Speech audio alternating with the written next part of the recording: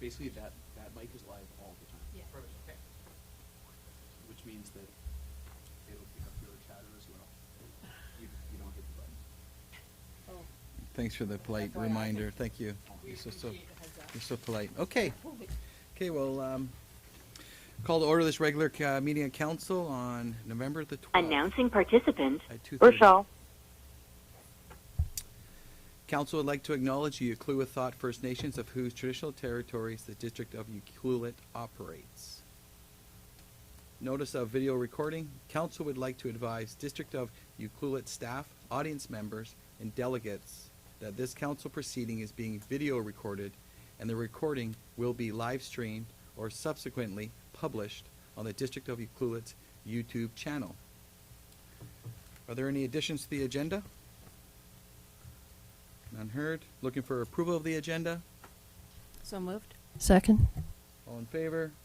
Opposed? Carried. Thank you. Adoption of the minutes from October 22nd. Move adoption. Second? Any errors or omissions? None heard. All in favor? Opposed? Carried. Any unfinished business? None. Mayor's announcements. I just really like to say thank you to the community for coming out yesterday. It was a wonderful turnout at the Army and Navy function at the Remembrance Day. It's always nice, and definitely closing off the street was welcomed, and everything. Everybody appreciated it. So thank you to the community for coming. Public input. Opportunity for the public. Ask any questions? Peter or Jamie, anything? No? Okay, you guys. Thanks for coming. Correspondence items. We have 3 correspondence items. First one is the appointments of the 2020 Vancouver Island Regional Library Board.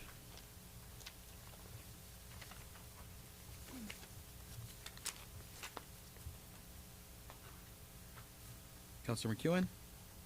I'd be willing to continue that, to attend those meetings unless somebody else has a burning desire. Thank you. I'm quite happy to continue being your alternate. Okay, maybe we'll just ask Councillor Cole, your thoughts? Any desires on the Vancouver Island Board? No, I'm happy with Marilyn to continue and the alternate to continue. Great, thank you. Okay, that makes it easy then. So we need a motion of that. They're looking for a resolution. Yep, so I'll make that appointment that the council appoint Councillor Marilyn McEwen as the trustee and Jennifer Hoare as the alternate to the 2020 Vancouver Regional Library Board. Is there a seconder on that one? I'll second it if I can. Perfect. All in favor? Opposed? Carried. Thank you.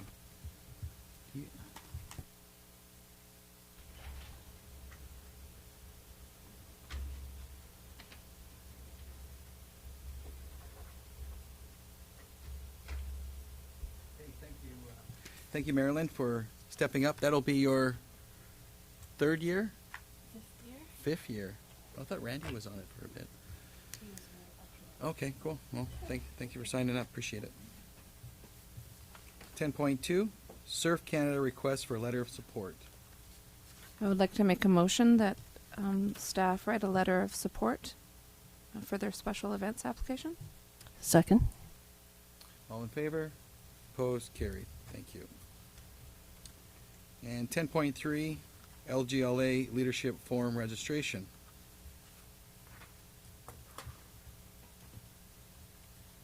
So, there's your request. Go ahead, Councillor McEwen. I did a little research into LGLA, and I had heard that there's a certificate program, and I think that I'm going to apply for the first level because of all the LGLAs I attended in the last term, and just so that the rest of council knows that it is a certificate program and it's to encourage ongoing leadership education.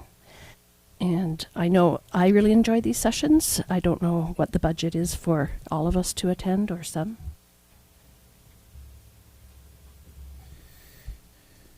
Are there any others that are desiring to attend conference. Hi, it's Rochelle. Can you guys hear me? Yep, go ahead, Rochelle. I would like to attend, but I would also like to say, if I was able to, that I would not require accommodation. I have family across the street, basically, from the host hotel. Okay, thanks for that. Any other counselors that, because I know that we're going to have to flush this out a little bit more thoroughly during the budget process, but I'm just kind of feeling out if there's an appetite for 2 or 3 people that may want to go. I will let other people go in my place if they like.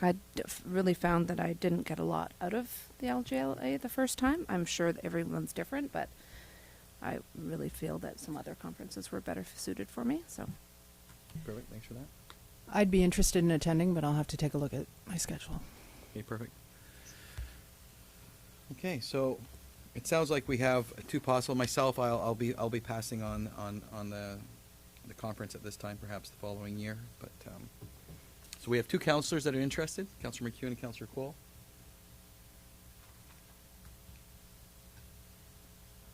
And I believe the registration should be done fairly soon, so that the accommodation, at least for myself, can be booked at a reduced room rate while that block of rooms is still available. Okay, so we're going to need a motion here for 2 counselors. Okay, so I'll make that motion that both Councillor Cole and Councillor McEwen will attend the LGLA Leadership Forum in February. Second? All in favor? Opposed? Carried. Okay, thank you, 2.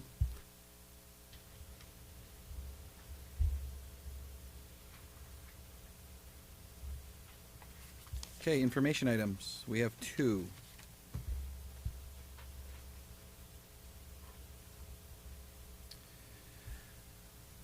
I'll speak to 11.1, which is UPCM 2019 follow-up. It's always nice to go to one of these minister meetings and actually see that they listened. So it's just, there it is, 5 points that we did talk about very quickly on speed dating there with them. But it was nice, and I look forward to, I know that ministry staff's been working with our staff regarding the Peninsula Road, possible upgrades coming in the future. So I think we're moving along nicely. Councillor McEwen? Point 5 says that they will be coming out to the community by mid-November, which is in a couple of days. Just wondering if, through the mayor to staff, if a date has been set for that. Through the mayor, we did have a meeting arranged. I'm not sure if planning staff is aware of, specifically on road maintenance, for them to come, but we've had discussions about number 1 on the list there about Peninsula Road and the future Peninsula Road. But is there any, I don't think there's any other, we haven't heard from the road maintenance crews yet about a scheduled meeting unless staff has any other information for me.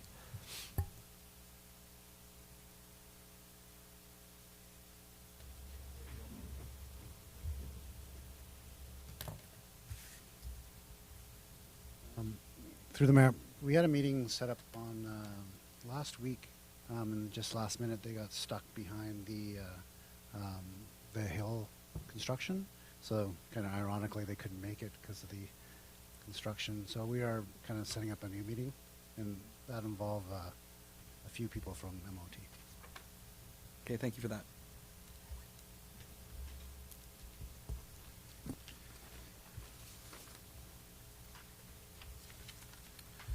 Okay. Committee reports. We'll start with Councillor Cole.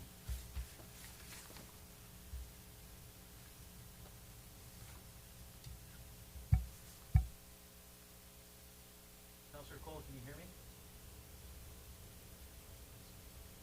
Oh, did I hear?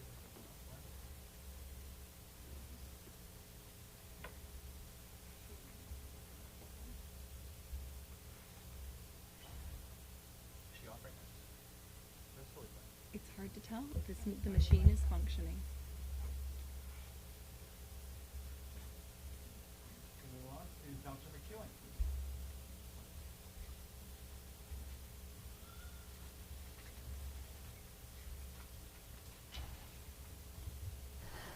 October 23rd and 24th, we were all at the VIA Summit, which stands for Vancouver Island Economic Alliance.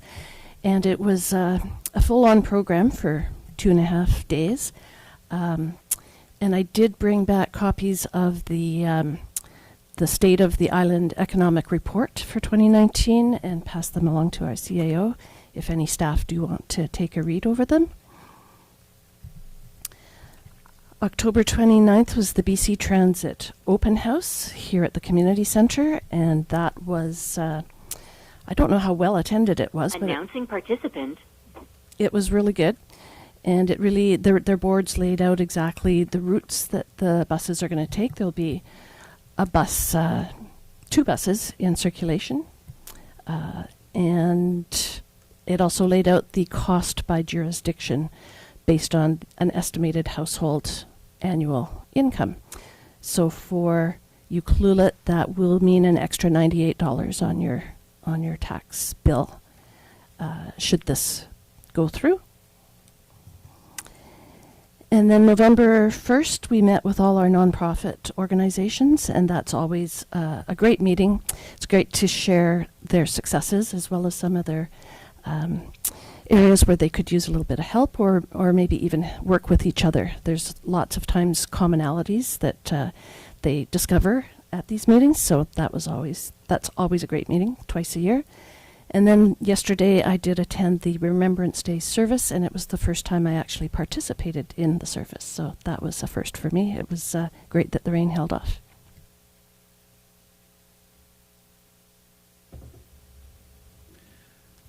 Welcome back, Councillor Cole. Sorry about that. I missed a little bit about what Marilyn said, but I will definitely say that the Transportation Open House, I think, was really well laid out. I think they did a fabulous job. And the Society's meeting also, I will say that I think we enjoy the new concept and the way we're doing it moving forward just as much as it sounds like everybody else does. So Perfect. Is there anything else you'd like to speak on your council report? Did we? It's okay. We have nothing but time. It's all good. It's going to be a short meeting here. It's all good. Okay, Councillor Kemps. So on October 30th, I attended through Skype the DPAC meeting, which is the District Parent Advisory Council. And because they've changed the meeting times for 10:30 in the morning. And so I'll be presenting at both PAC meetings regarding different available funding that DPAC has. And DPAC is for parents and PAC is mostly for students. So there's some funding out there for our schools, so I will mention that. On November 1st, again, I also attended the Society's meeting, which was very well received. It was a great meeting.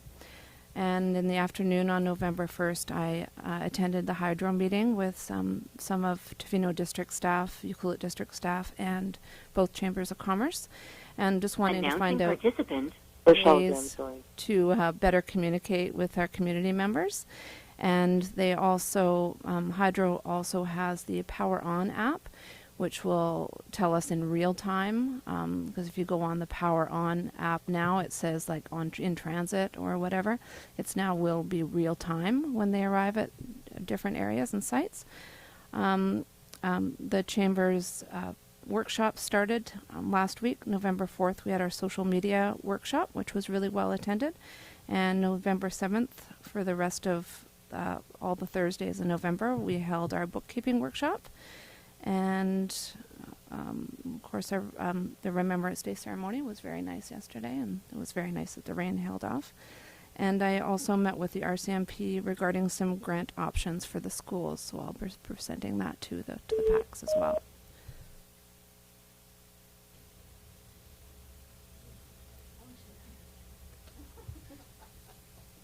Thank you. Lara? Councillor Hoare?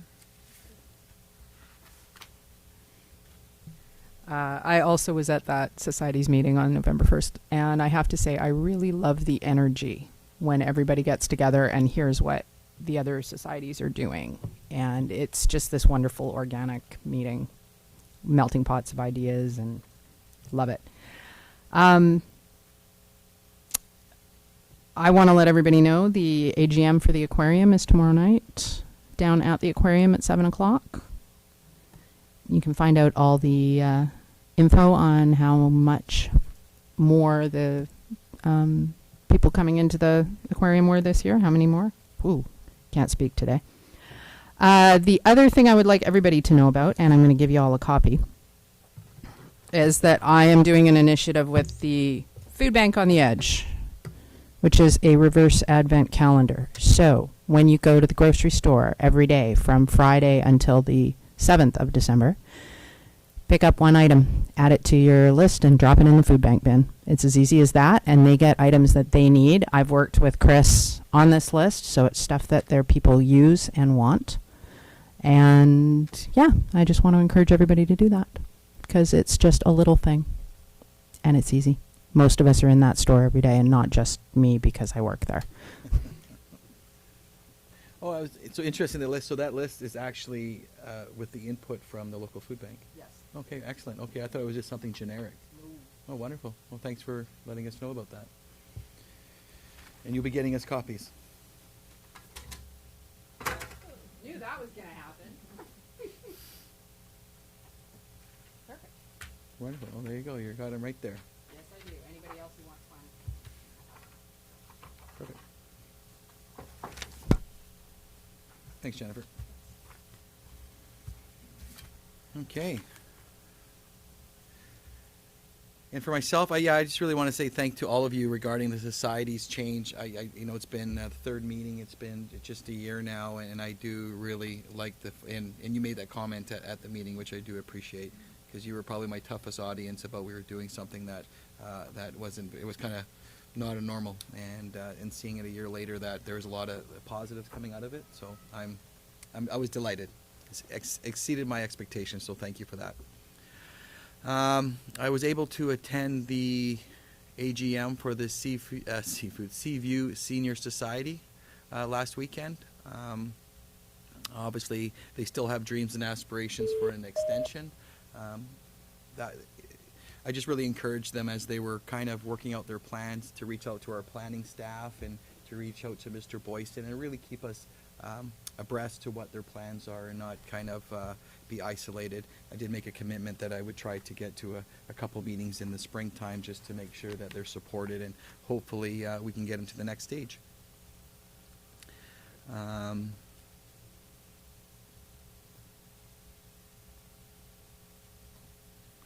There was the AGM for the West Coast Resource Society, was held at the aquarium. And it was interesting, number of stays that they actually have, because that comes down to how often the beds are being used, and some interesting stats. For example, from April to June of this year, women bed stays was 64, with children stays being 68. From July to September of this year, there's 97 bed stays for children. So it's when they really put into context about the number of beds being used in the transition house, you really see that there is definitely filling a large void. Their outreach program, they have this lot of great initiatives I think that we're all very familiar with, and they continue to take leadership roles in their counseling programs. Much like the rest of you, we all attended the Vancouver Island Economic Summit in Nanaimo. It was great to see a lot of familiar faces, and I think it was well attended, and another great opportunity for the five of us to actually just engage a little bit and talk probably about things we're not supposed to talk about, but we did, Joey, sorry. But everything was good. It was nice to be able to spend time with everybody.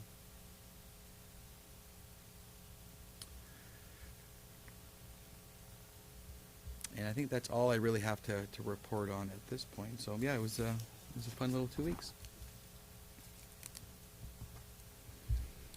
Reports. 13.1, the 5-year financial plan, 2019 to 2023, bylaw variance report, third quarter.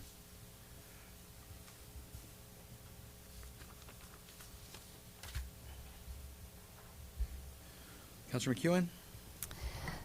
I had a question earlier which has been answered, but I thought I would ask it anyway, just in case the rest of you were wondering.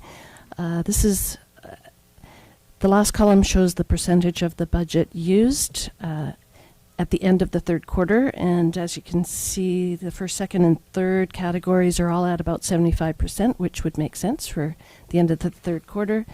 And then just the last section, which says deduct, is only at 48%. So I just wondered if something large was going to be bought, because it looks like it's the acquisition of tangible capital assets that's the culprit in this formula. So just wondering, well, I now know the answer, but through the mayor to staff, if you wouldn't mind sharing that with us. Sure, through the mayor. It's a very good question. And really what it is this Schedule A is a cash basis report. A lot of our projects, even though we're about 75% complete, we haven't received invoices for a lot of the things that we're doing. So we just haven't paid out 75% of the expenses because we haven't been billed. But I'm seeing quite a few things come through in the month of October, so year end will be quite different.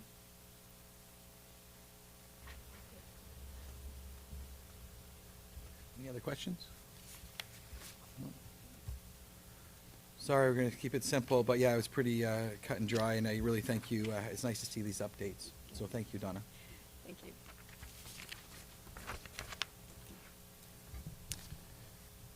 So I will move recommendation 1 that council receives the 5-year financial plan 2019 to 2023 variance report for the third quarter ending September 30th, 2019.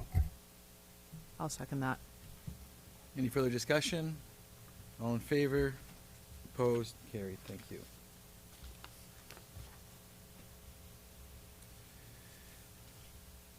(13.2) Quarterly Projects Update, third quarter 2019.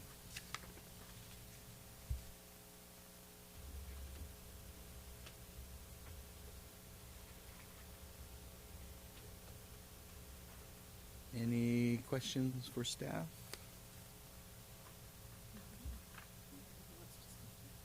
Mr. Boyson? Through the mayor.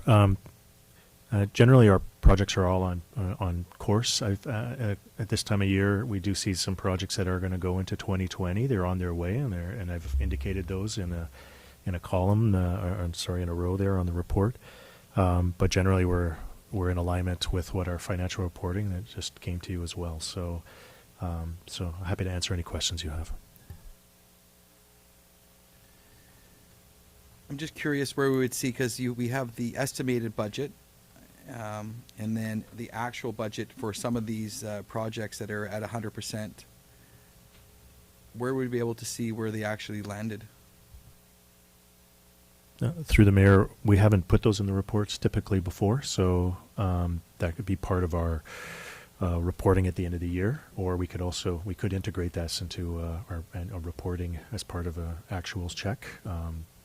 That's something that we could do for 2020, perhaps, if you'd like. Yeah, I'm just curious because it's, there's so many 100% now. I'm just wondering where the dust settles on these projects, and whether it's during the budget process, we could be able to, at the end of the year, I don't know if we need to see them every quarter, but it'd be just nice to be able to see where it all lands. Yeah. Through the mayor, I think we'd be happy to go through each of these in the budget process. I mean, projects, all the finances, like I said, won't all be tabulated. Our quarterly report for the fourth quarter at the end of the year wouldn't be coming through until February. So, but our budget meetings will start in December. But we could have, from each of our staff members, give you an indication about exactly what their budgets were like. Some come under and some come over. So we can provide that information project by project for you. Announcing participant. Anyway, it's great. It's great to see them, and it's great to see that there's so many 100% on the list as well. So thank you.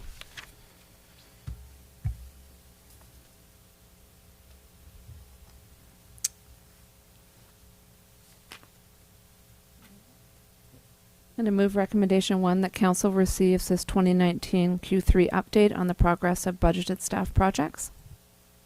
Second. Any further discussion? All in favor? Opposed? Carried. Thank you.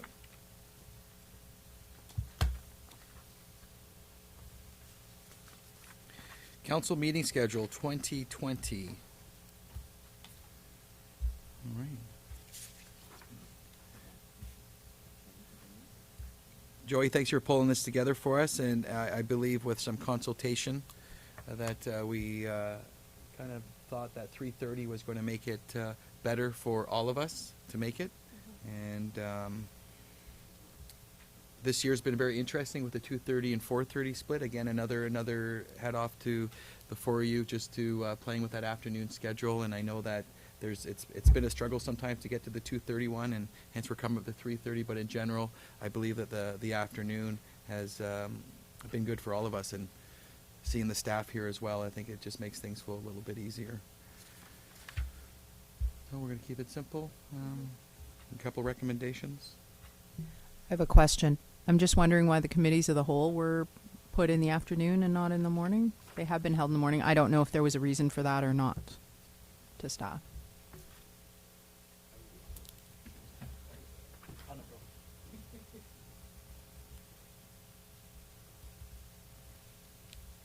Through the mayor, our plan was just to have consistent meetings, so we went with 3:30 for that reason. Any other questions? No, thank you for doing this. Again, we'll just give that a shot at 3:30, and we'll get some feedback from the societies, and we'll just kind of go from there. I will move recommendation 1 that council adopt the proposed 2020 council meeting schedule as presented. Second. Any further discussion? All in favor? Opposed? Carried. Thank you. No, you go ahead. Fine. I will move that council direct staff to give notice of the 2020 council meeting schedule in accordance with the community charter. Second. Any further discussion? All in favor? Opposed? Carried. Thank you.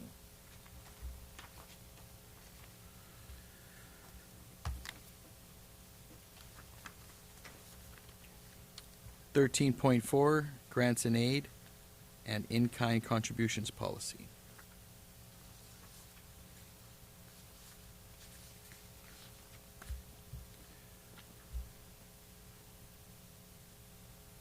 Did one of the staff want to speak to this, or is everybody comfortable with it the way it is?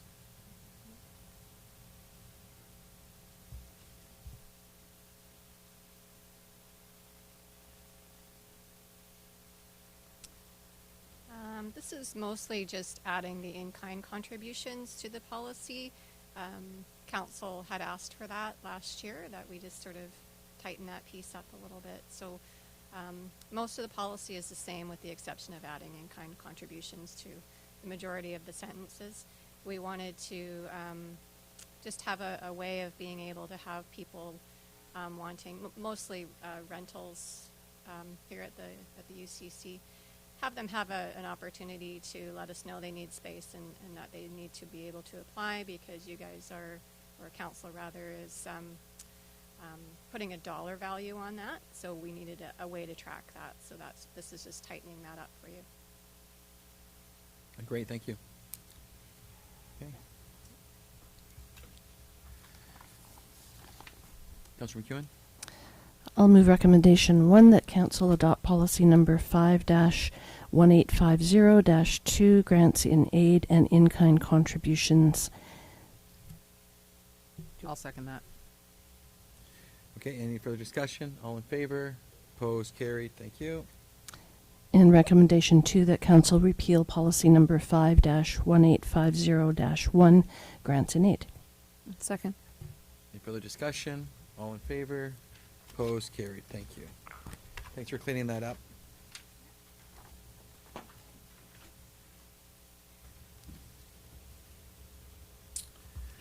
Waterworth, verbal report. Mr. Boyson. Through the mayor. So our consultant from a company from Waterworth will be calling in shortly on that line there.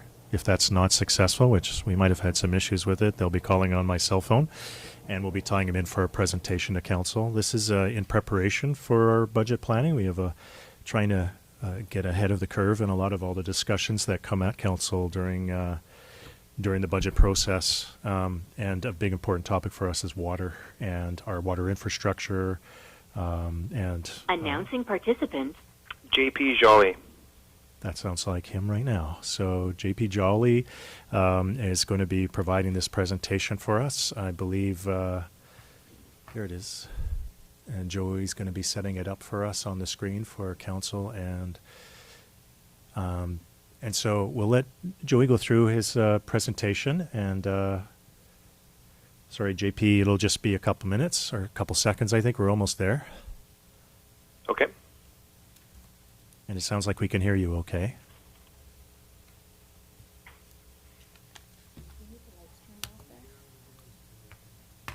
Okay. Thank you, Mayor. So we're not asking for council to make any decisions today. This is just to provide information and but also to give an opportunity for questions about the work we've been doing. We started working with Waterworth actually in 2018, and we've been moving things along. Our financial officer, Donna, has really helped to move this forward, along working with our public works manager. And JP has been very helpful in making this happen. So you can click on Got It there. And I'm just going to pass it over to JP, and he'll lead the tour for us. Go ahead, JP. Okay, thank you, Mark. How's the sound of my voice in the room? It sounds great. Okay, and I presume everything's up on the screen and you've gotten rid of those participant bubbles and you're in full screen mode? Just about. You can see everything for the most part. The bubbles on the side, I don't think we have. We might just go to full screen mode, is it? Or how do you get the bubbles out? If there's those participant bubbles on the right-hand side, if you hover below them, there should be an X on the screen and it'll make those go away. There we go. And then somewhere else on the screen should be a doodad floating around with some buttons, and one of those is a full screen mode. In the middle of the screen there, Joey? Right there. That's it. We got it. Okay, thanks, JP. You're ready for it. So thank you, Mayor and Council, for inviting me today. And as Mark pointed out, we've gone through a bunch of effort to pull together a scenario, which I'm going to present to you today, just mostly to give you the feel for how this works. And there's likely still to be some work in progress on tuning this up to satisfy all of you in terms of what it's meant to tell you and help you to make some decisions and so on. So there's lots going on here, so what I'm going to do is I'm going to break this down one layer at a time and kind of explain the anatomy of what the model is. And I guess the first thing you might notice is that it's a pretty long time frame. So it goes all the way out to 2042. It's almost 25 years. And it started back in 2016. So we've got a few years of historic data in the model. And then there's data that is quite recent to you folks, being that it's part of your 5-year plans and your budgets, your latest budgets, and so on.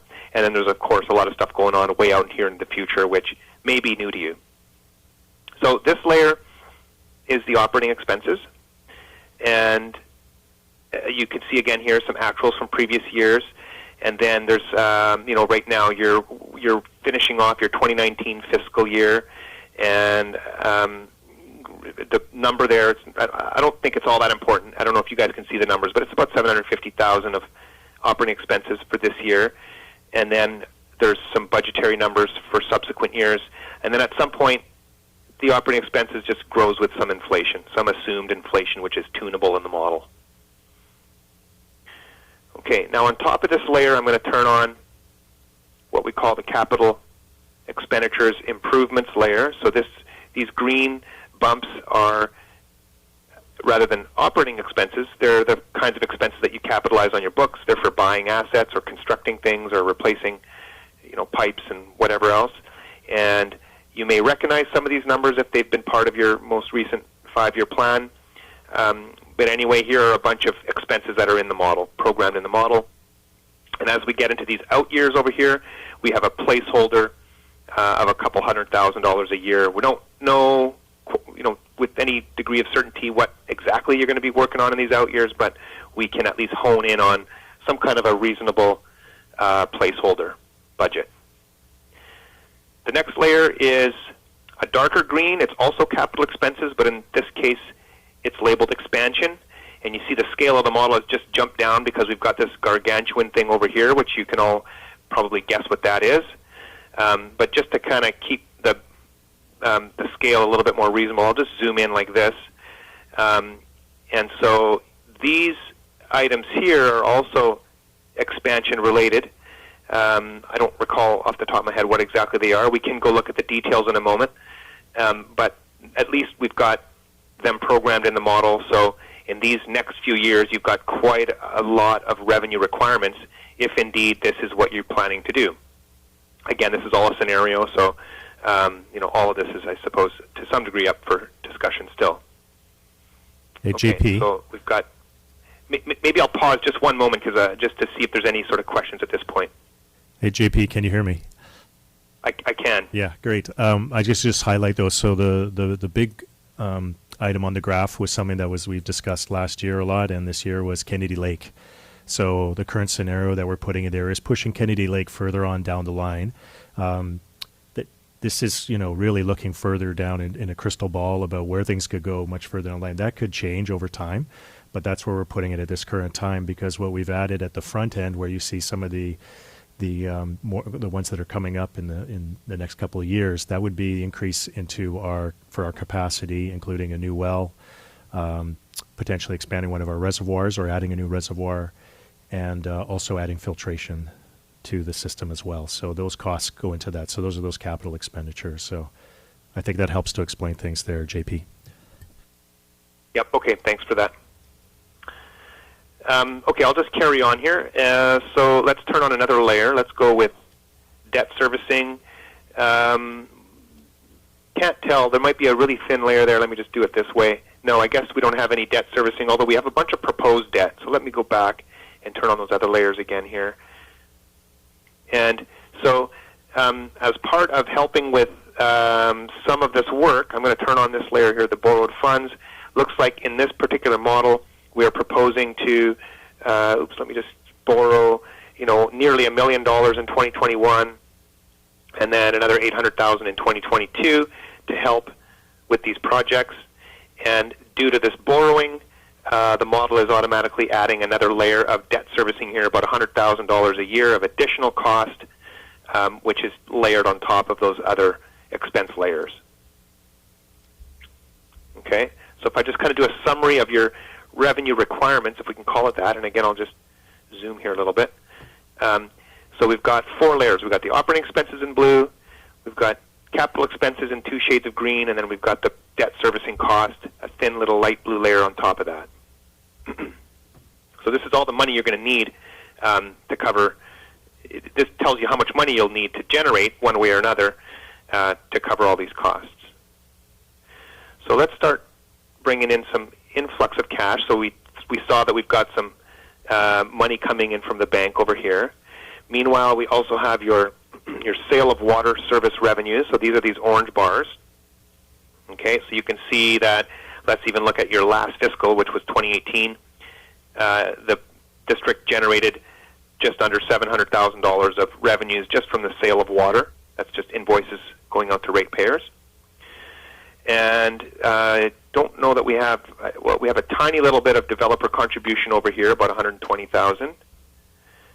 And some grants.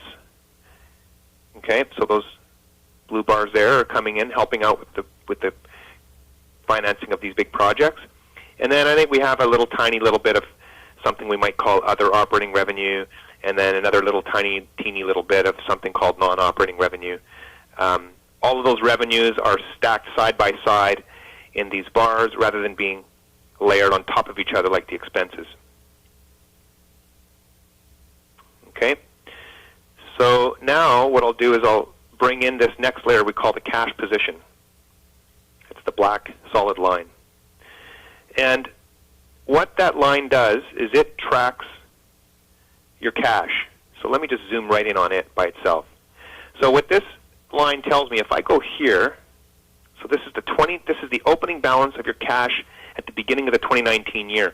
So about 10 or almost nearly 11 months ago, back in January, when your 2019 fiscal year began, if you were to look in all your various bank accounts that belong to the water service, you would count up about $2.5 million worth of cash sitting there waiting to be used for various purposes. Okay, some of that cash is, surpluses needed to be carried over and used for operating, cash flow management on the operating side. Some of that is reserve fund. Some of that might be even DCC reserves. But it's the total cash.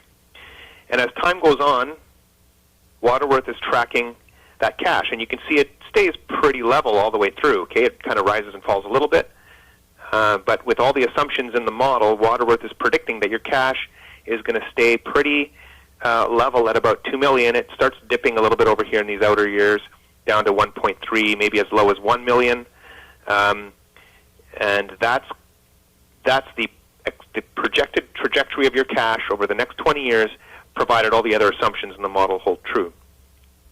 So if this cash line goes down, like it's doing from 2019 to 2020, that implies that you will have had a deficit in that year, and therefore you will have had to draw from cash to do things. If the cash line goes up, which it's doing here, say, for example, from 2022 to 2023, that implies that in that year you had a surplus, more money brought in through revenues and other sources than you were needing. Therefore, you were able to move some of that cash into a reserve fund or whatever the case may be. Okay, so very straightforward, a typical pro forma cash flow projection. Now, these next two things I'm going to turn on are these guidelines that help us figure out what you want to do with the cash. So first I'm going to turn on this operating threshold. That's the red dotted line that just appeared on the screen. And this dotted line represents the money that is the cash that is needed for operating purposes. So it consists of three things. So one of them is called working capital. So that's just a checking account that you pay your bills from while waiting for your receivables to come in. Most businesses operate on something like, for example, they may say, "Oh, we need to keep 60 days of cash in the bank just so that we can meet our debt our payable obligations, even if we're waiting for new revenues to come in." That kind of thing. Another component of this operating threshold is what we call a contingency. So that's a little bit of emergency money to cover off any unforeseen things that happen from time to time, say a boil water notice or a court case or things like that you don't plan for. And then the third one is what we call a rate stabilization reserve, and that's to help buffer those years where you maybe have a little bit wetter, colder summer than you're used to and you sold a little bit less water. Well, you've got a bit of money hanging around to help buffer that. So in the model here, with the way we've programmed these, you can see it down in this bottom right corner. Again, I don't know if the font size is suitable or not, but this first one, working capital, is set at 25%. So of 25% of 1 year's worth of operating cost. So that's like saying a quarter of a year, or call it 90 days. So you've got 90 days of money that you can pay bills from even while you're waiting for new money to come in. The contingency is set at 5%, and the rate stabilization is set at 10% of 1 year's worth of sale of water revenues. Okay, so if you combine all these policies together, you get this red line on the screen, which, again, I'll hover over at some point here, is suggesting that of all this cash that you have, remember this black line is the real cash, it's suggesting that about $300,000 of that cash, you shouldn't use that as far as planning to use it for capital expenses. That cash is needed on the operating side. So to put it in a different way, you never would want to let your cash position drop below the red dotted line in this model, because that would imply that you're actually planning to use that money for something. Okay, so that's half the story. The other half is, if the red line tells you how low you're allowed to go, then the other question is, well, how high do you want this black line to get to? So we've got this other thing we can turn on, the cash position target. Okay, and this one is set and represents capital reserves. So how much money do you want to have in the bank for capital purposes? And on that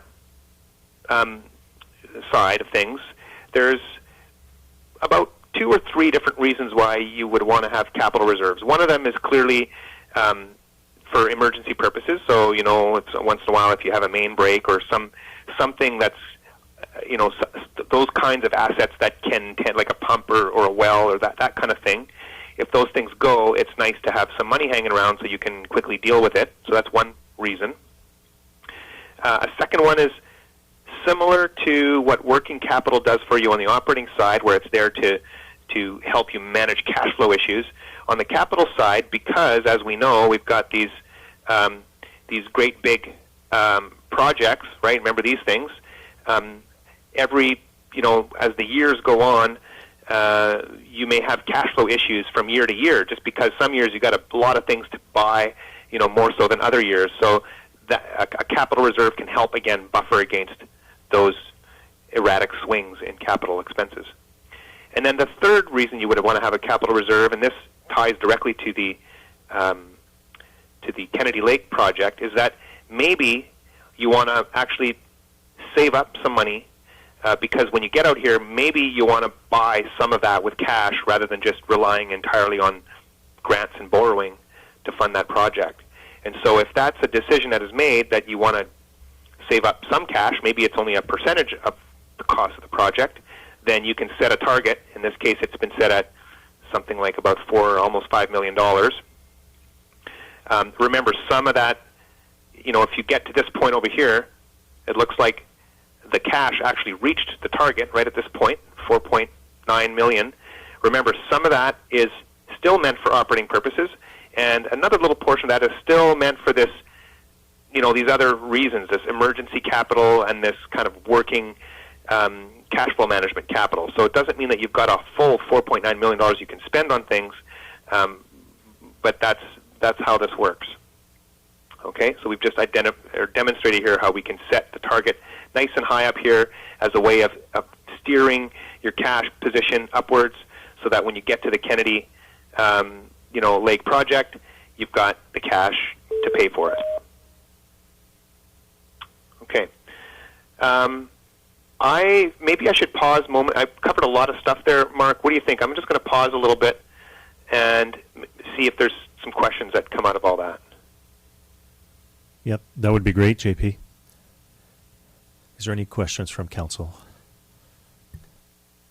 Councilor McEwen? JP, can you just give me an example of non-operating revenue? Yeah, let's go see what you got in here.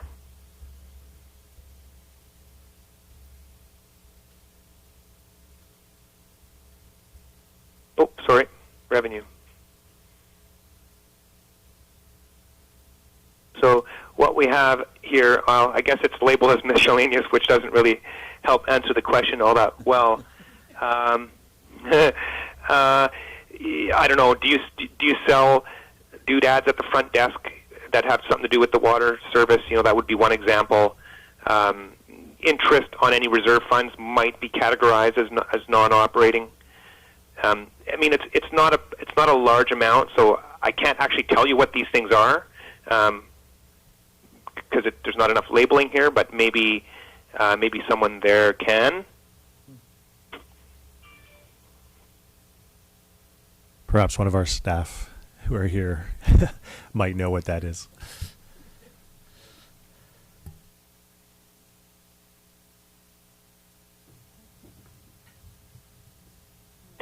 Now, as you may be thinking of some questions, let me just take this a bit further, because I've just shown you how, you know, the anatomy of the model, but now let me show you how we steer this cash position. So if we go all the way down to step 7 here, we have these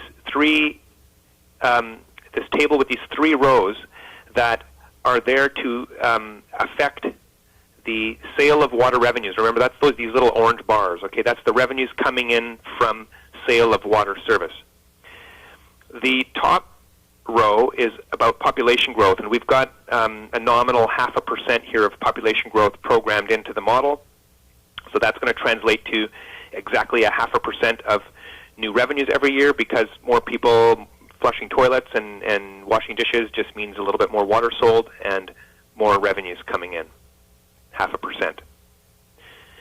We don't have anything programmed on the base use decline row. That's a little fine-tuning step that we'd have to circle back around to. That row is there to capture the effect where, and this is more prominent in faster-growing communities, but as with the natural uptake of water-efficient devices and appliances, we're finding that across North America, people are using a little bit less water per capita. Okay, they're still flushing their toilets as much as they ever did. They don't change their behavior that much, but they're using less water because technology is causing that to happen. So we can analyze and capture that effect, and it's usually fairly small, like it could be like in the 0.5 to 1% range. It's this bottom row which is the main lever that you have, and this is the row that tells the model what percent to increase rates in any given year. So this would be the thing that staff would come to you and say, based on our modeling, we are asking for a 2% rate increase for 2020, followed by 2 more years of 2% increases, and then after that, and I'm just going to kind of take the liberty to keep going with the story here, but because we've decided to save up for Kennedy Lake, at that point, we are going to ramp up the rate increases a little bit. It's going to be 4.5% every year for the duration of the modeling. I'm seeing that all the way through to 2040. Every single year, a 4.5% rate increase, and if that happens, then money is generated to build up and get to the point where you're even up here at in 2040. Of course, there's some developer contributions that are also coming into play here. You can see looks like $12 million worth of developer contributions that are contributing towards Kennedy Lake, but the revenues coming from rates have also risen from what they are today to almost, looks like they might even almost have doubled by 2040, and so that's helping to build this cash up so that you have the money you need to build Kennedy Lake in this time frame. Okay, if I, for example, let's say we don't do 4.5% and we're going to change that to 2s. Okay, we do have it set at 4.5 to begin again in 2030, but if we leave these at 2s, you can quickly see how, what's going to happen to your cash. And never mind Kennedy Lake, looks like your cash is going to run down quite low, even well below the red dotted line, just because of the bunch of things that are happening in this time frame. Okay, and we can sit here and have all kinds of fun with these numbers and play around with assumptions and keep tuning this model until it does what you'd like it to do. But I think we've kind of paused at this point. I think the whole point was just to demonstrate how the tool works, so that you guys can think about using it to facilitate the broader conversation. Yeah, that's great, JP. Thank you. And I guess just to reiterate, like this, there's scenarios again that we'll be revisiting with council. These are projects that and this has been definitely a water infrastructure 101 for you, but this is to show council exactly the process that staff are going through when we look at all these numbers and make sure that we're making the right decision. Donna, our CFO, had maybe a quick answer for one of those questions. I think then a councillor had another question as well. Through the mayor, an example of non-operating revenue can be, we just put a small amount in there for the budget each year, but the one off the top of my head I can think of is we do have a surplus of water meters in our Public Works yard, and so as people switch over to metered services, we do allow them to buy them from our department. So it's not money that we count on, it's just surplus inventory. So that would be an example of non-operating.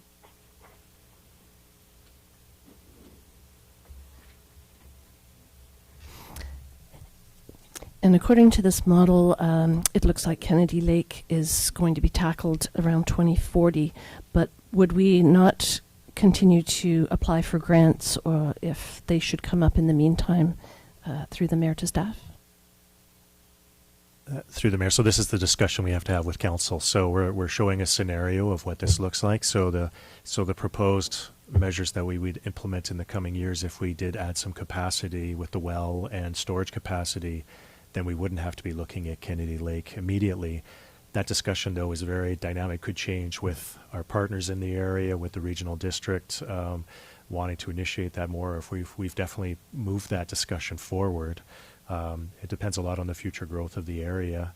The solutions that we've proposed right now are actually the tangible ones that could really, without having another application for a grant going. There is a grant announcement that came through for us to apply for the same thing that we applied for the grant for the Kennedy Lake.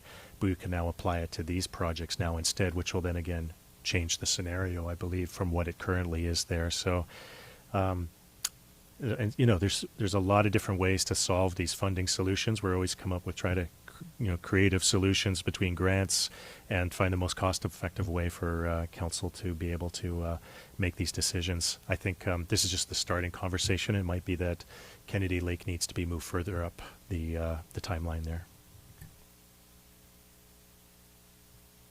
Any other questions is it JP? Any other questions? Okay. So JP, I think that's been great as a high-level overview for us, and I think council's, if there's no other questions from council, I think if that might be good for us for today. Yeah, thanks for your time, JP, and I imagine we'll be talking again in the future. Yep, sounds good. I'll be here waiting. So thanks again for inviting me tonight, and I'll get back in touch with you, Mark, down the road. Thank you, JP. Glad the technology worked. Yep, okay. Take care. Bye-bye. Okay, well, that was very informative. It was interesting on the one slide that he had showed was the flat rate one. I know we're going to dig into it a little bit later on, but I really like just you see that metered section and the flat rate section. Great. Okay, we have 13.6 check listing October 2019.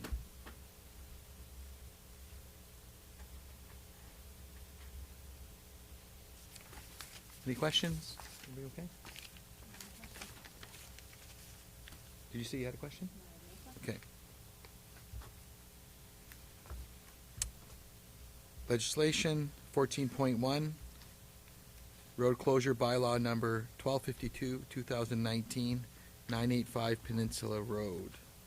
Mr. Gregg.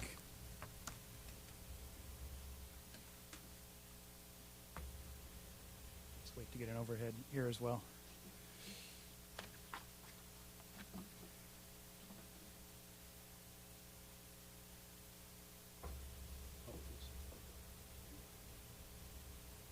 So, through the mayor, this is the road closure bylaw number 1252. This item is around a road closure, land swap, and highway dedication affecting portions of public and private property in and around the vicinity of the property at 985 Peninsula Road. This involves both public uses on private land and private uses on public land, a situation which the district and the property owners, Julie and Steve Bird, have been working on to resolve. And so the staff report, I'll just briefly overview it.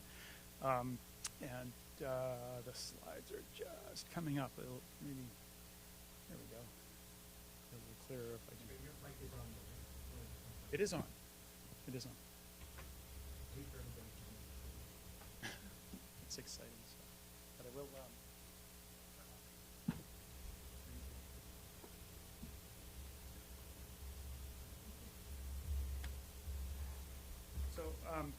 First of all, the Peninsula Road does cross a portion of the property, and unlike really everywhere else in the district where roads sit within sections of what's legally termed highway, which is the road right-of-way or the swath of public land, which is district-owned property, and then our roads sit within them. There's boulevards and water lines and sidewalks and things like that all fall within those typical things.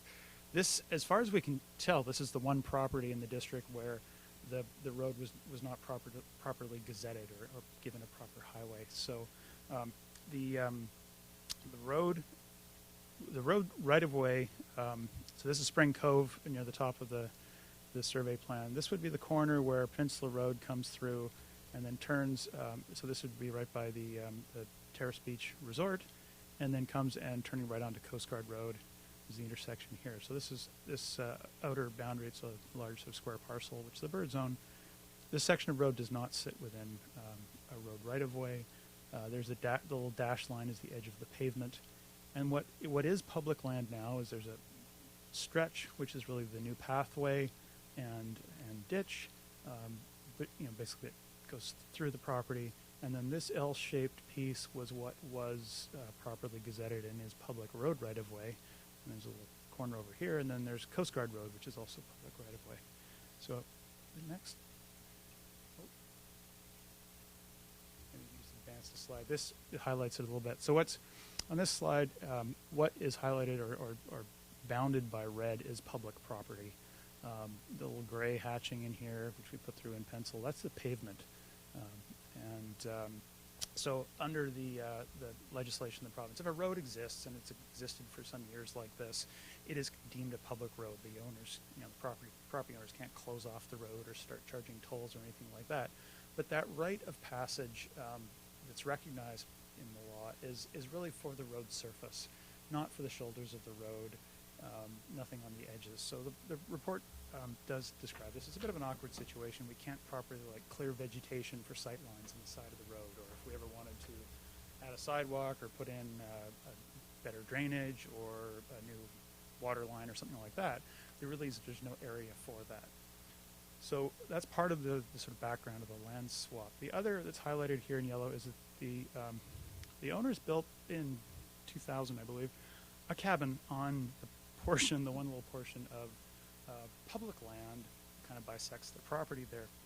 So that's a little awkward, and that's one of the things that this land swap and road closure would hope to resolve.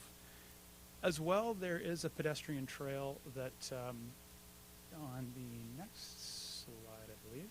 Sorry that this isn't advancing it. So this shows the entirety of the property, and in gray what would become the public highway around Peninsula Road. And again, this would be Coast Guard Road coming off to the bottom here.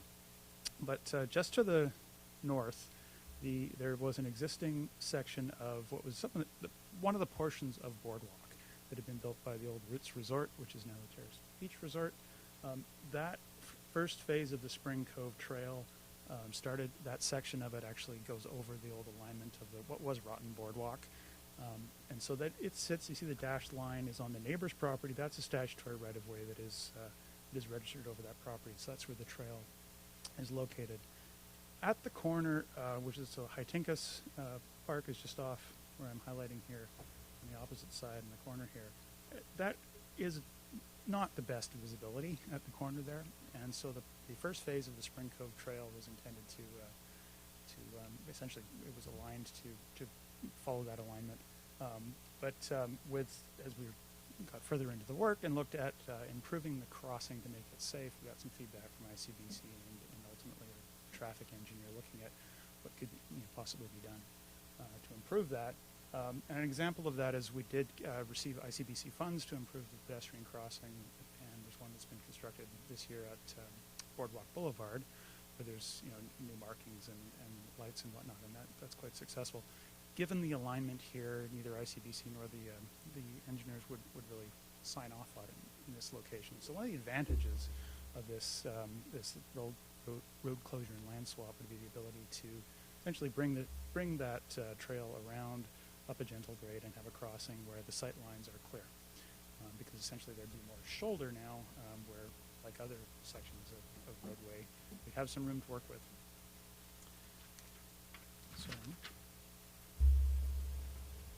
So just the agreement between the district and the Birds currently for this land exchange would achieve a few things. The district would close that section of highway or roadway that's just shown in dashed line here, which is now highlighted in green.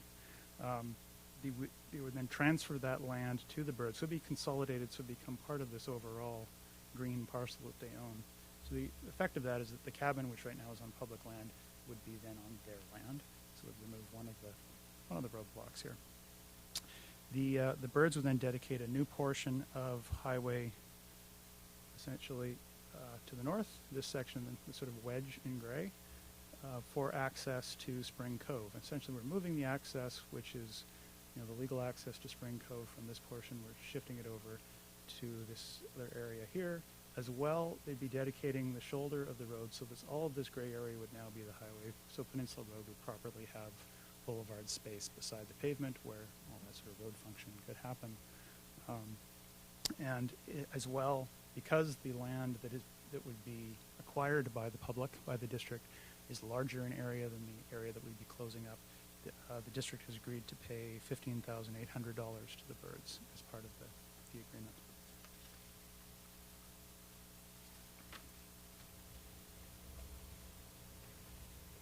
I think I've covered just about everything. The report does note that a couple of things around just the steps, the process for closing up road right-of-way. It is done by bylaw, so the bylaw is on your agenda. We have given notice of the road closure, and that notice has been put out. So this meeting is an opportunity for the public to provide input on the road closure bylaw before council considers giving it readings. I would also note that there is correspondence that council has received as well. It wasn't on the agenda. It came in, I believe, last night. It was an email to all members of council from Laurie Skeen on the matter. I'd suggest that council accept input from the public who are here attending first, who are present, and then afterwards staff are prepared to address the contents of the email as part of the input because it was addressed on this matter. So before turning it to the public for input, I just want to ask if there are any questions. No questions at this time? Okay. Well, I'll turn it out to, if there are any comments from the public regarding this? Nothing? Nothing heard? So maybe you can get to the letter, the one that we did receive? So council has seen the letter. It wasn't on the agenda because of the timing of when it was received. The letter writer is Laurie Skeen is seeking some answers, and although as council knows the letter in some ways is quite disrespectful of staff, we think it is important to address this in a respectful manner because it is a proper set of questions, and she raises some valid questions, and we're prepared to answer them all. So I would suggest that what I do is go through the letter and answer the issues that are raised. Yeah, please do. Thank you. Go through. So this is from Laurie Skeen, dated November 11th at 2019 at, I believe it was 8:34 p.m. It was sent to the members of council. Road closure bylaw number 1252, 2019, 985 Peninsula Road. This is the content of the letter. As a taxpayer and Euclid resident, I must question whether the development of Phase 1 of the Spring Cove Trail could have been more poorly managed. In this most recent chapter of the debacle, it is clear that district staff are attempting to whitewash to council and the public their failure to fully investigate the proposed installation of pedestrian crosswalks to allow safe access to Phase 1 before investing significant public funds, whether from tax revenue or grant money, to build this money pit of a trail extension. A reading of the noted report also indicates they would very much like to bury additional legal costs associated with this negligence, putting forward to council that those costs are simply absorbed in regular district legal costs. Please, how much did it cost? The public has a right to know just how much this poor planning and poor project management has actually cost the town in addition to the land exchange cost. I would like to ensure that the current Euclid District Councilors have all, in capitals, the background information in relation to the development of Phase 1 of the Spring Cove Trail as you review this most recent attempt to clean up a mess of a project. There are a number of events related to this project that predate the election of this council and are noted below. June 13th, 2017.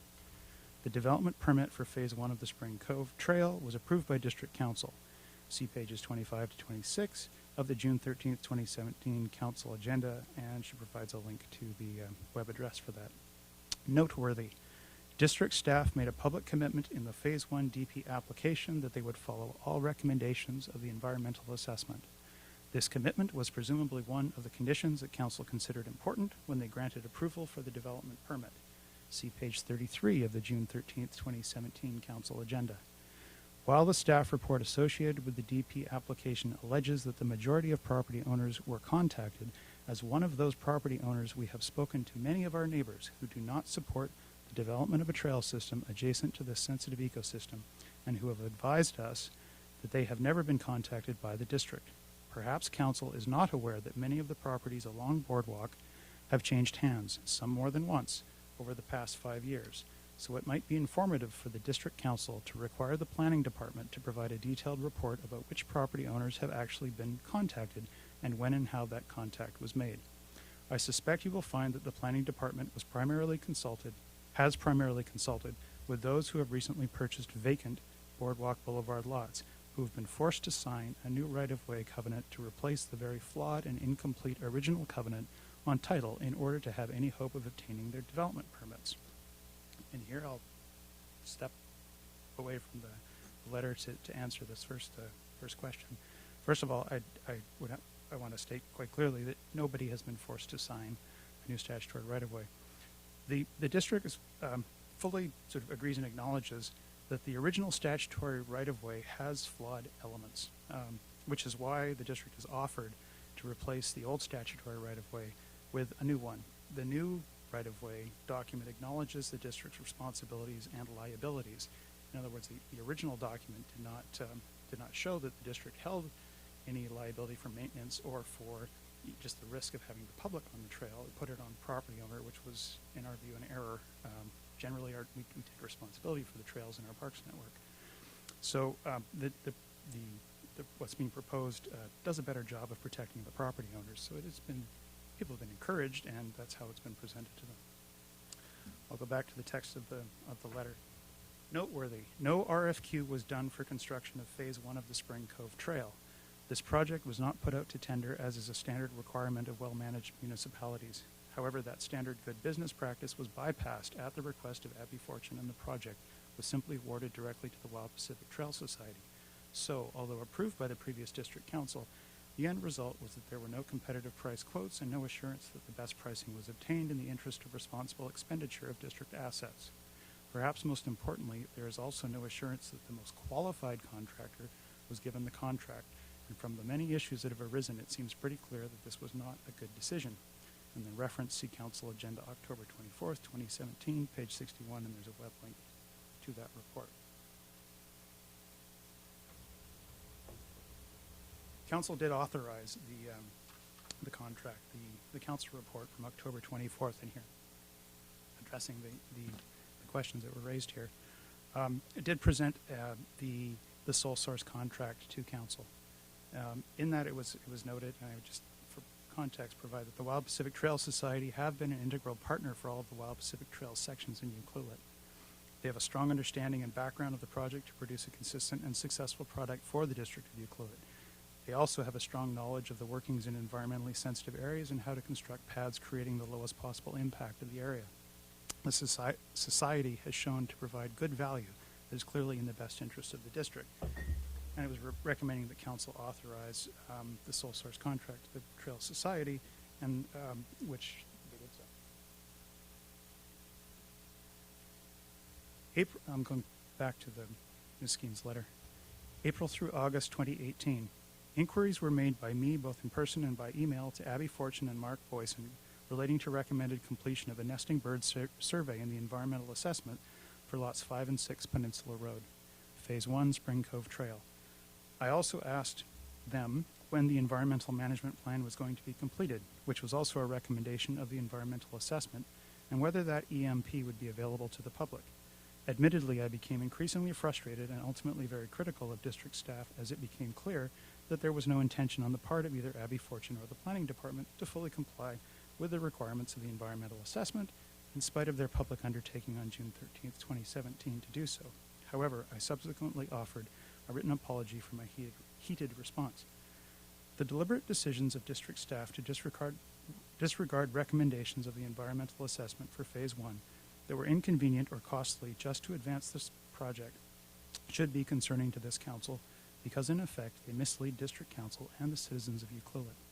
These were conditions which formed an important part of the approval of the DP and were there to safeguard the area. My question is, what right does staff have to change the terms of a development permit which form the basis for the approval granted by district council? Ultimately, it would seem that some of these shortcuts, as elaborated below, may well have contributed to additional project costs and maybe at least part of the reason the trail is still not open to the public. And here there's 2 points in there that she raises that I'd like to address. One is this statement that staff disregarding recommendations of the environmental assessment, which is simply not true. And the second is asking what right does staff have to change the terms of a development permit, to which I'd say staff have no right to change the development permit because this has not occurred. Ms. Skeen has failed to understand the development permit and the environmental assessment. The DR Clough Consulting, were the biologists who did the review of the site, the project biologists, they were retained to observe the works before and during construction and have done so. Back to our letter. Noteworthy, a full year after the environmental assessment for this project was completed in April of 2017, no effort has been made by the district to complete the recommended nesting bird survey for this environmentally sensitive area, frequented by hundreds of migratory birds, including the endangered great blue heron. In July of 2018, I was advised in writing by Abby Fortune that the required environmental management plan for Phase 1 was to be the short list of recommended items in the environmental assessment, not apparently a fully developed EMP. I leave it to you to consider if this also contributed to project issues. Abby Fortune further advised me by email that a nesting bird survey would not be completed. Instead, she alleged in her email that the biologist who did the environmental assessment had approved, instead doing a sweep of the area, in quotation marks, 5 days prior to the anticipated start of construction in mid-August, which it should be noted is still nesting season for many birds in the area. It seemed highly unlikely to me that construction would be stopped if a nesting bird was found in the thickly forested area mere days before. Perhaps Councillor Hoare would be the best resource on whether... Unless more participants join, this conference will end in 20 minutes. Enter *1 to cancel and continue the conference.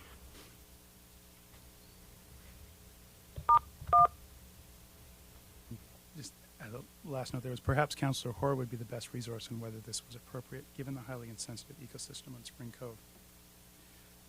The information provided for Council's contact provided to Ms. Skeen on this question. So this was from the correspondence in July of 2018 from the manager of Parks and Rec to Laurie Skeen, saying, thank you for your email of July 17th, 2018. The environmental management plan for the trail project is outlined in the Spring Cove Trail Phase 1 environmental assessment dated May 2017. The district continues to follow the advice of the report's author, Dave Clough, RP Bio, to ensure that the activities of the trail construction protect the environmental values specific to the area. As you're aware, staff recently reviewed the project with the biologist to confirm best practices for completion of the bird nesting habitat survey recommended as part of the environmental management plan. Mr. Clough confirmed the recommended timing to have a qualified environmental professional, i.e. a biologist with avian expertise, survey the area for migratory nesting birds. The reason for completing the on-site nesting survey, or sweep, no more than 5 days ahead of beginning trail construction is to minimize the chance that any birds would be missed if they were to arrive after the bird survey had been completed. This is recommended standard practice. While the QEP is conducting the sweep, they will also survey the area for any raptor nesting or perching activities and ensure compliance with the Migratory Birds Regulation and Wildlife Act. Note that a bird nesting sweep is a recommended pre-clearing practice for development sites. The Spring Cove Trail project does not involve site clearing. Nevertheless, the district remains committed to ensuring that the environmental impact is minimized. Therefore, the district is taking this extra step to ensure the project protects the environmental qualities of Spring Cove. The municipality will continue to rely on the work of the QEPs to advise if and how the project plans need to be adjusted as the project proceeds. We share your concern for protecting the ecological integrity of the Spring Cove shoreline and will continue to pursue the trail project with appropriate diligence and sensitivity. And I would note that the biologist has also been contacted about any extension should the land swap go forward for the trail to make that connection over what's now the bird's land that the district is considering acquiring. Ms. Skeen's letter goes on, and this section is in bold. Please, please, please, someone on this district council have the courage to ask the planning department the following questions publicly. I think taking care of that. Clearly, there was an issue relating to proper consideration for pedestrian crosswalks to access the trail. The costs related to that oversight are at least partly outlined in the November 12th report before council. To this, I would say the original Roots Resort Boardwalk looked at improving pedestrian safety. That was, we looked at that, improving that pedestrian safety. The note, sorry, my notes are a little jammed up here.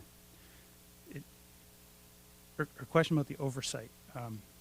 This originally was the Roots Resort Boardwalk. That was the alignment of the trail. As we got into improving the crossing, we learned from ICBC and the engineers that simply doing the kind of improvements they did at the corner of Boardwalk Boulevard using lights and better signals really wouldn't be adequate. They couldn't say that that would be enough. And so looking at alignment, stemmed out of that genuine good faith effort to improve the safety in this location. The next question. Please ask Bruce Gregg whether in fact a portion of the trail was actually built on the Birds adjoining property and whether that discovery further contributed to the mess that is costing in excess of $15,000. The answer to that is no. It was not built on the Birds property. It is on the right-of-way on the property to the north, and that really is within a properly dedicated statutory right-of-way, which is shown in the dashed line on the image, which is on the screen ahead. Please publicly ask Bruce Gregg if portions of the still closed trail were in fact built too near the high water mark of the shoreline which required remediation, and what that remediation has added to the cost of this project.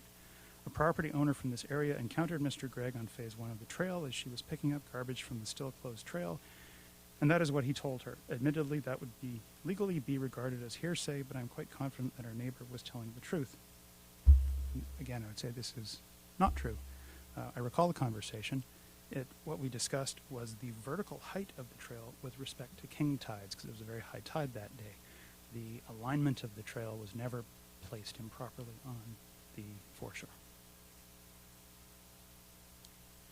Please ask Bruce Gregg about the remediation work that was required for vegetation that was incorrectly removed or damaged in the construction of the trail. Remediation work that was done by District Parks and/or Public Works. How much did that additional remediation work cost, although those costs are likely also buried in operating budgets? I would note that the trail she's referring to crosses private property to the north. The Wild Pacific Camp is, there's the yurt and small campground on the property. It's the second property to the north. It crosses, again, in a registered statutory right-of-way. The owner had cleaned out much of the understory on his property, and when the trail was roughed in, it was clear that trail users and the campers would be quite exposed to each other's view.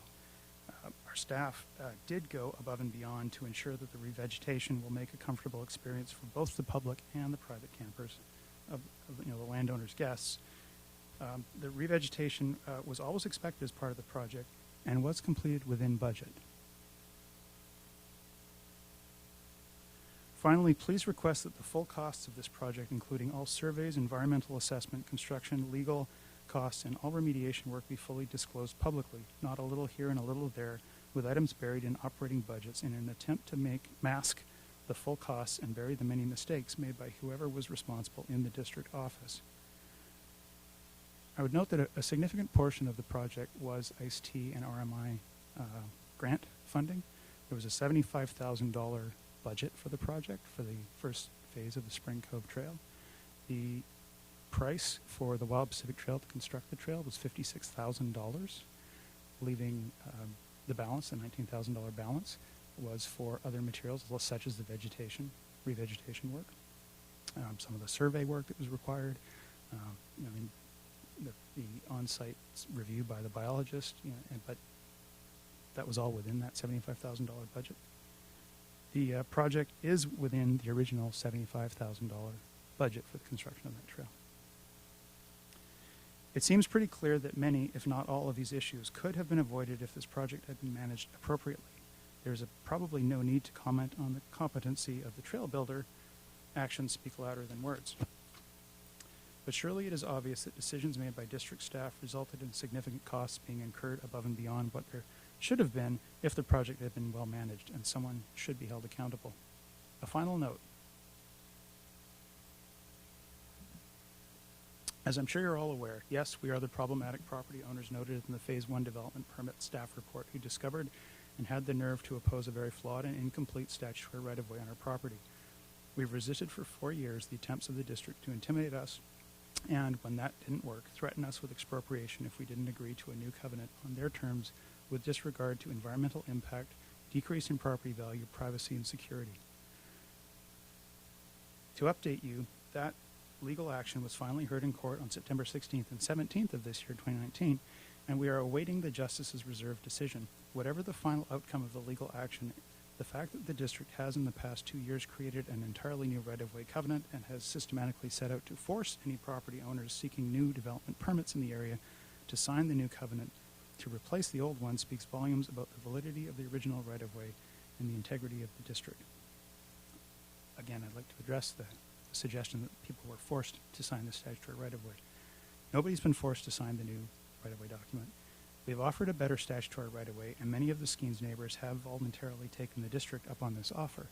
And I'd like to point out, there was originally supposed to be a trail and boardwalk threading along the entire shoreline of Spring Cove, hence the name of Boardwalk Boulevard. And these are commercial properties in this area.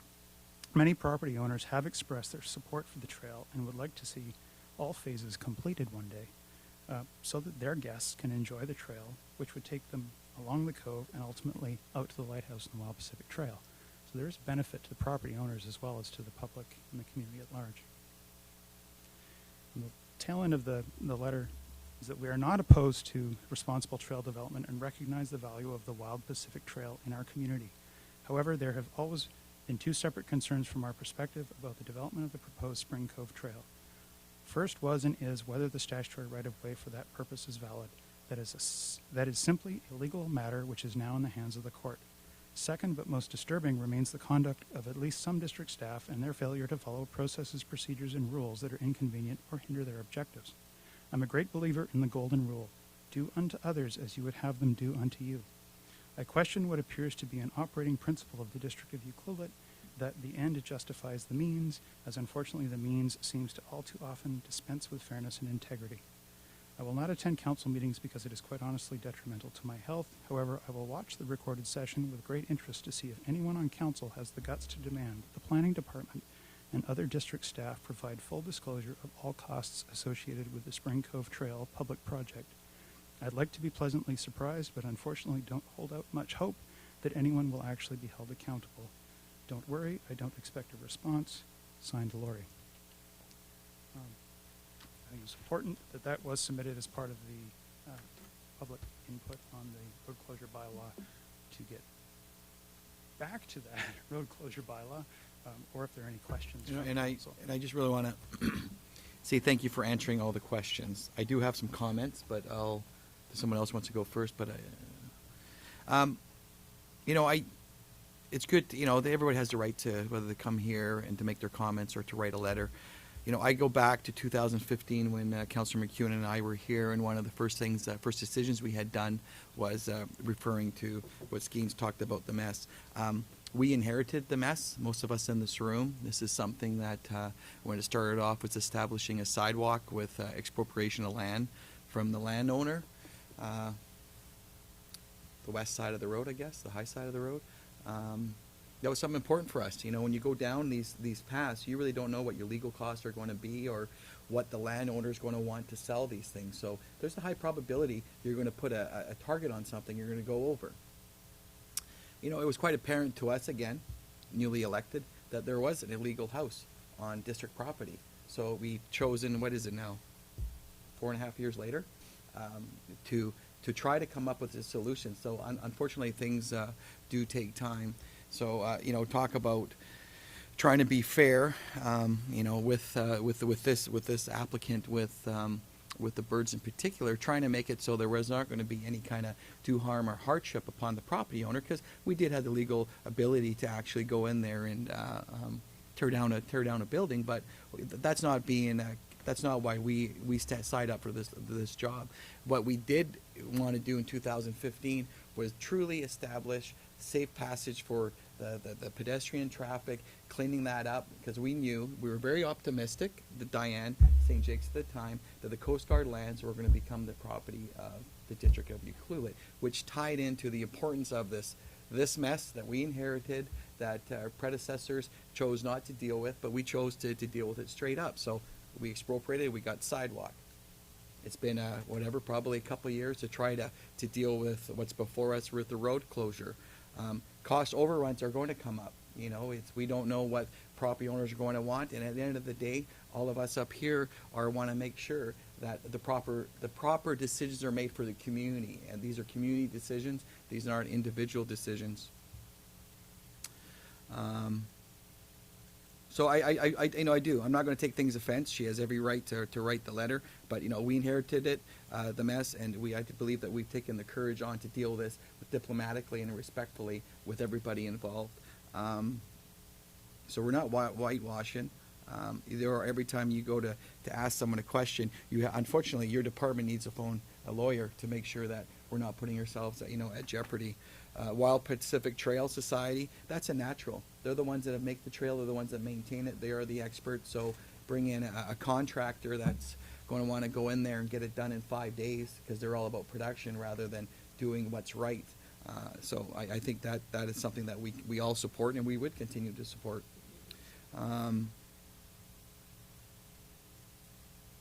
So, it's great. I think you've answered the questions. I think all of us were making the right decisions, as we know the importance. There's not too many communities that I know of where you have these great trails, and ensuring in that particular subdivision, if I want to go down, because that's what the letter was talking about, was other phases. We need to maintain these trails for the futures of the people. And, real estate sells and moves all day long. So whether someone's there, it's not uncommon, especially in a neighborhood like that where it's zoned for commercial activity. It's not uncommon for those to flip overhand. So look how many people are here today. And it's it doesn't matter what we do. It's always going to be up for it to be criticized. And so I just want to say thank you to staff. I think this is something for us that we wanted to see for 4 years, and I'm glad that we're actually at the stage where we can actually get onto something that's really going to benefit the community next. So, and we have been transparent about it. And unfortunately, legally, we can't speak to things that are possibly going to court, and that's just that's the oath that we've taken. So we can't take liberties upon that. So, any other comments? No. So anyway, thank you, Mr. Gregg, for taking the time to answer the questions. Okay, where were we? Do we have a couple recommendations there. So, Councillor McEwen. So I will move recommendation 1 that road closure and dedication removal, Peninsula Road, bylaw number 1252/2019, be introduced and read a first time. I'll second that. Any further discussion? All in favor? Opposed? Carried. I'll move recommendation 2 that road closure and dedication removal, Peninsula Road, bylaw number 1252/2019, be read a second time. I'll second it. Any discussion? All in favor? Opposed? Carried. Thank you. And recommendation 3 that road closure and dedication removal, Peninsula Road, bylaw number 1252/2019, be read a third time. Second. Any discussion? All in favor? Opposed? Carried. Thank you. Okay. Thanks again. That's a big deal for some of us here that to actually get this chapter closed. It's been going on for a while, and it's going to benefit the community for a long time. Any other business?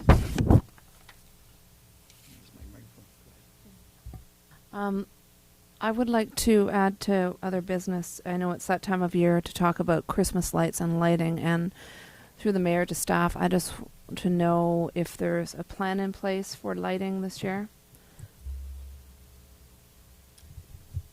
Through the mayor, so yeah, our Parks and Rec department is over the last few years have been increasing their budget to add to some of our lights.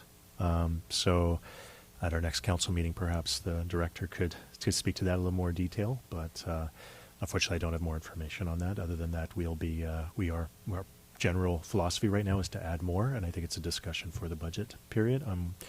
Council did highlight in the strategic plan about looking at more of a bigger plan about the future of beautification for the town, and so I think as part of that strategic plan discussion, I think there could be I think there's more things that we've been discussing and have come up in council meetings before that we can talk about then.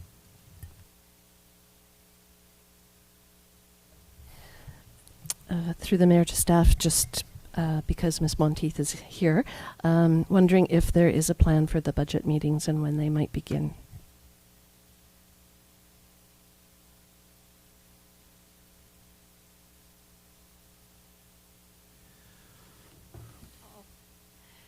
Through the mayor, actually, we were just waiting for the regular council meeting schedule to get approved today because I have the budget meeting scheduled on the agenda for the next meeting. I'm working around them.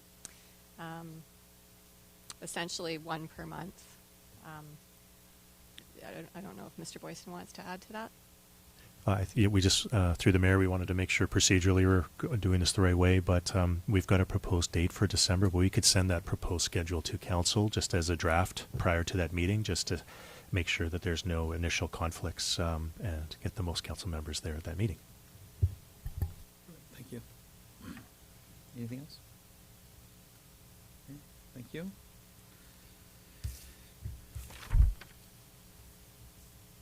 Question period. Any questions from the public? Do you have a question? Do you have a question? No, you're okay. Sorry. None heard, so we're adjourned. Thank you. Motion to adjourn? Seconded. All in favor?